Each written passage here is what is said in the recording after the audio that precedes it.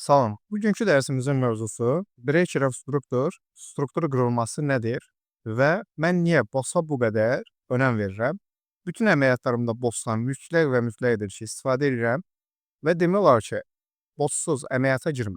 Yəni bu əsasən Forex olur. Mən Forex trade edən zamanı BOS-a ən çox önəm verdiyim, yəni situasiyalardan biri nədir? BOS-un yaranması. Bəs niyə BOS bu qədər dəyərlidir?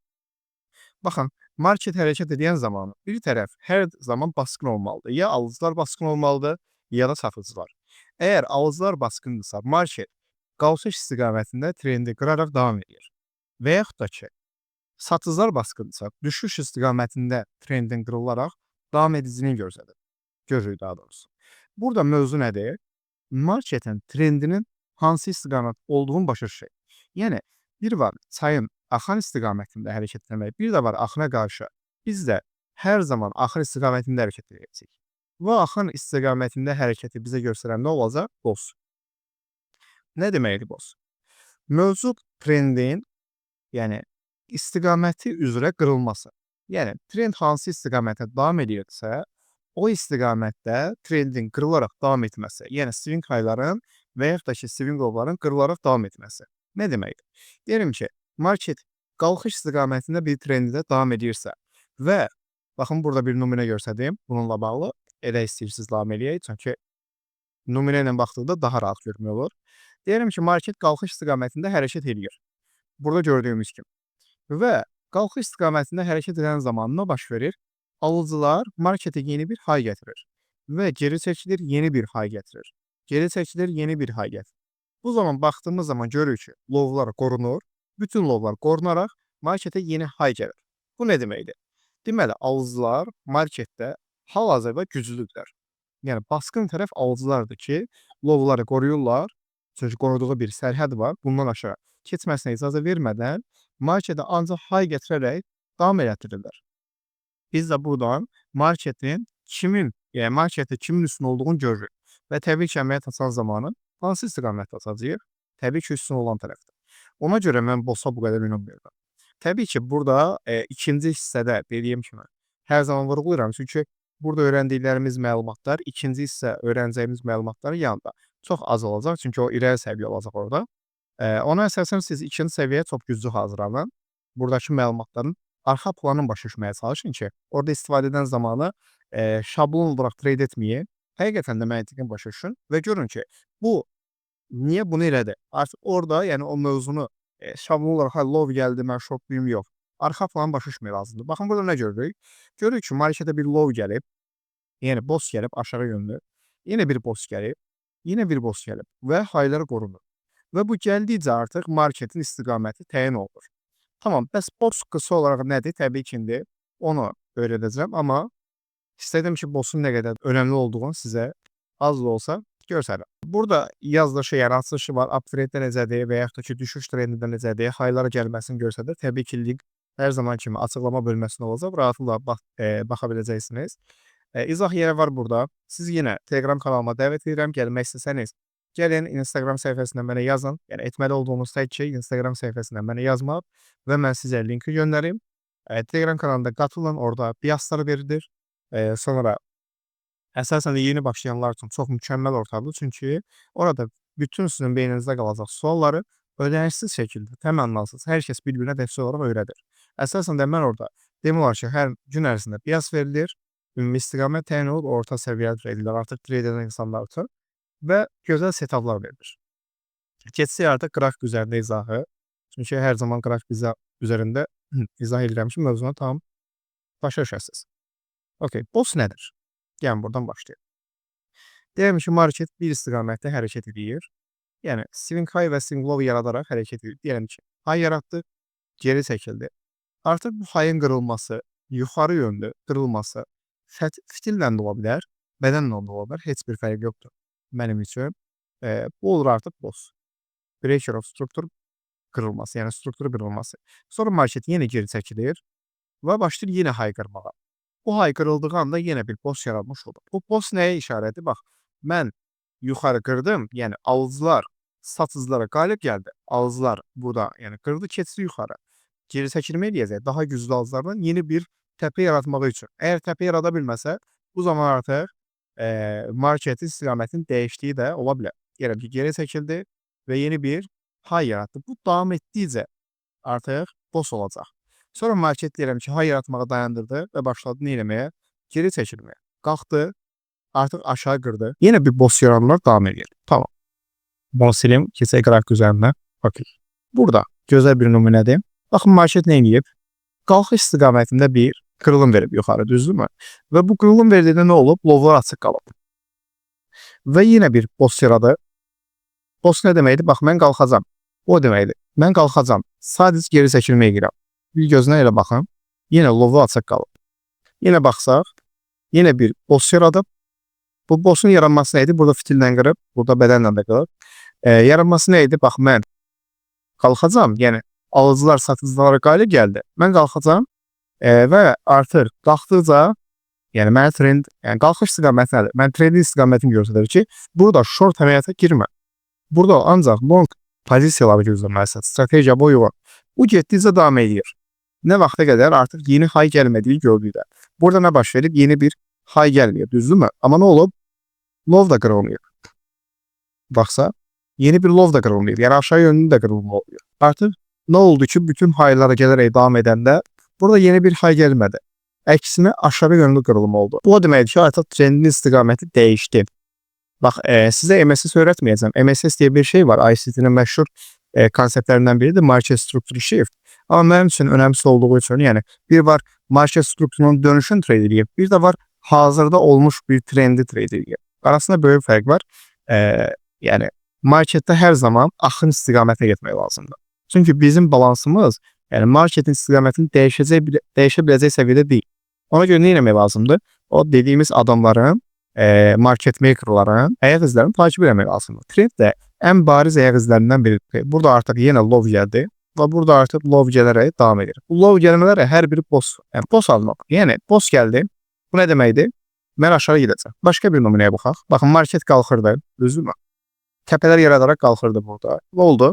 Artıq təpə yaratmaq əvəzinə bu təpəni yarada bilmədi. Əksinə dibi qırdı. Nə oldu? Bu təpəni qıra bilmədi. Artıq dibi qırıldı. Bax, bu nə deməkdir? Mən düşürəm. Bax, düşürəm deməkdir. Təpəni qıra bilmədi. Dibi qırdı. Aynı şəkildə market sənə hər zaman nə etmək istədiyin deyir. Və sən, yəni sən üstə düşən nə deməkdir? Onu yorumlamaq. İlk dərsdə demişdim, yadınızdadırsa, biz yeni bir dil öyrəndik. Qrafik dili. Yəni qrafik bizə nə demək istəyir, onu öyrənirik. Ona görə bu qrafikin dilini artıq çox dərindən öyrənməliyik. Bax, burada yenə market burada bir boss yaratdı yuxarı yönlü. Low açıq bə. Low açıq olmaya da bilər. Sadəcə istəyirəm ki, boss'un məntiqini başlayasınız ki, yəni alıcılar güclüdür ki, bax, alıcılar güclüdür ki, burada low-u yardıra bilmirlər. Çünki satıcılar bura qədər düşür, amma low yarada bilmirlər. Deməli, kim güclüdür? Alıcılar və boss yaradır. Baxın, burada yenə yuxarı yönlü qırılım oldu. Yenə baxsaz, buradakı alıcılar yenə güclüdür ki, marketdə low yarada bilmirlər. Yenə boss yaradı. Və bu getdikcə gedir. Bu ICT konseptlərindən biridir. Çox insan bunun üzərindən keçir. Boss'u diqqətə almır, amma boss mənim, yəni trading zamanı tək diqqət elədiyim ən önəmli ICT konseptlərimdir. Deyirəm, baxın buradan market yenə deyirəm. Qalxış istiqamətində hərəkət edirsə, bir high yaradır, geri çəkilmə olur. Geri çəkilmə də niyə olur? Baxın, bunun birinci və ikinci hərəkət məntiqini izah edəcəm sizə. Yəni çox insan bunu bilmir ya da bilirsə, istifadə eləmir niyəsə. Çox önəmli bir situasiyadır. Reaksiya və real hərəkət arasındakı fərq. O dərslərdə sizə ətraflı mövzuya toxunacaq. Niyə geri çəkilmə olur? Deyirəm ki, burada nə yaratdı? Swing high. Düzdürmü? Bu təpə nə idi? Swing high. Bu təpə qırıldığı anda nə olmuş olur? Boss yaranmış olur. Bu nə deməkdir? Bax, bunu bir nəfər belə yazıda saxlayın. Terminləri yeniləm, ilişməyib. Mən qalxacam. Bax, bu o deməkdir. Mən qalxacam. Sadəcə geri çəkilmə edirəm. Çəkilmə edirəm. Bax, bu o deməkdir. Sadə dilinə yazıram ki, mövzunu başa düşəsiniz. Mən qalxacam. Sadəcə geri çəkilmə edirəm. Yəni, bu düşüşdən narahat olmağa ehtiyac yoxdur. Bu düşüş, bax, nə yazmışıq bura? Geri çəkilmə edirəm. Geri çəkilmə düşüşüdür. Nə vaxta qədər? Blovu qırana qədər. Blovu qırdığı anda biz nə düşürüz? Yox ki, geri çəkilmə. Yəni, artıq qalxış trendi dayandı.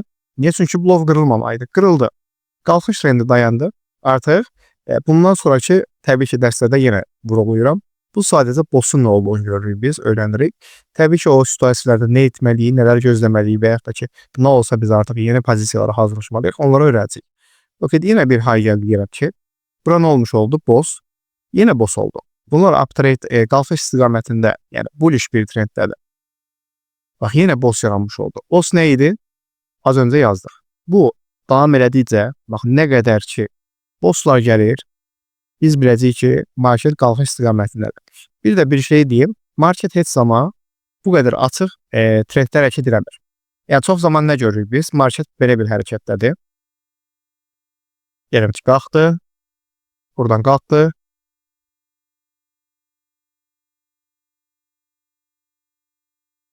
Belə bir hərəkətdə, ortalama belə bir hərəkətdir. Yəni, kəskin şəkildə nə qalxır, nə də ki, yəni həm düşüşdə ola bilər, həm qalxışda ola bilər. Ona görə bunları artıq yavaş-yavaş oxumaq lazımdır ki, əsas haylar və əsas lowlar hansılardır? Niyə bu düşüşlər? Burada deyirəm ki, düşüş yönündə qırılımlar gəlib. Bu qırılımlar bizim üçün sıxıntı deyil. Çünki bizim əsas lowumuz buradır. Boss gətirən low buradır. Bura qədər düşə bilər. Bura qədər düşə bilər və buradan artıq qırdığı anda boss olmuş olur. Boss pozulmuş olur. Baxaq.